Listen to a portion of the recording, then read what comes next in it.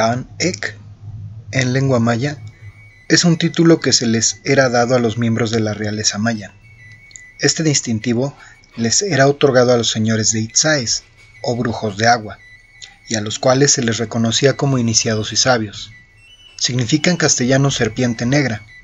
Los Itzáes eran un grupo maya y contaban con un Alach Uyunik, o el hombre de hechos, llamado Canek. Este gobernante logró evitar que el pueblo maya fuera conquistado y evangelizado, y en su reinado lograron permanecer vivir en paz por cerca de 150 años en medio de la selva, lejos del imperio, después de la conquista de México.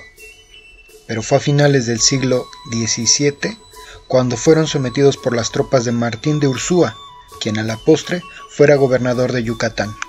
Aún se recuerda el nombre de ese Canek muy sabio.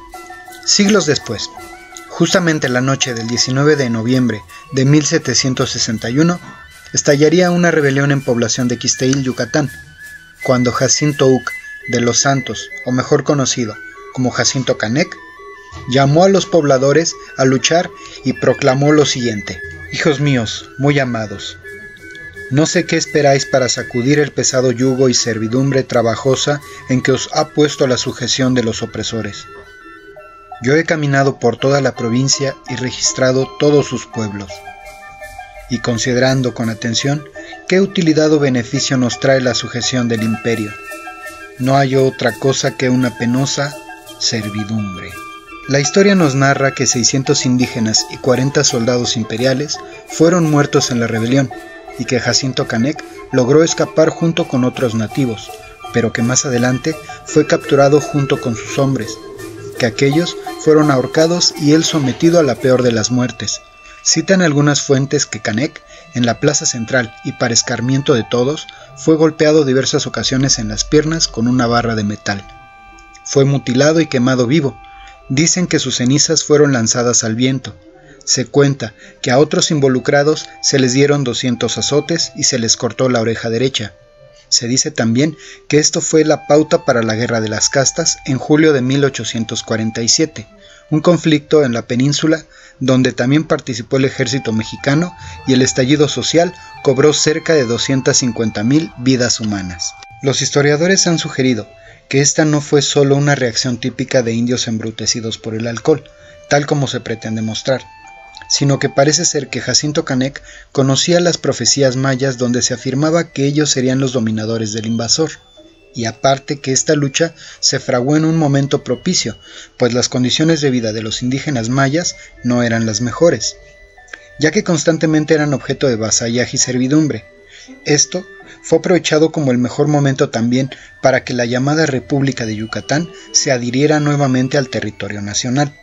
Hay que recordar que en 1941 el estado yucateco se separó de la Federación Mexicana. Por fortuna para los colonialistas, la insurrección fue sofocada a tiempo, pues había preocupación de que la rebelión pudiera extenderse por más territorios. Es interesante ver cómo emergen estos movimientos sociales en el sur de México, pues sabemos que el 1 de enero del 94, casualmente y con la entrada en vigor del Tratado de Libre Comercio, se da la noticia de un levantamiento armado en el estado de Chiapas.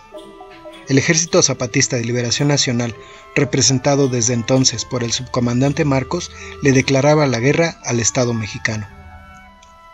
Ya sean por guerras de castas o tratados comerciales, la historia se repite. Modelos económicos abusivos y cada vez más deshumanizados son las situaciones más efectivas para crear cualquier conflicto y llevar al enfrentamiento a los hermanos.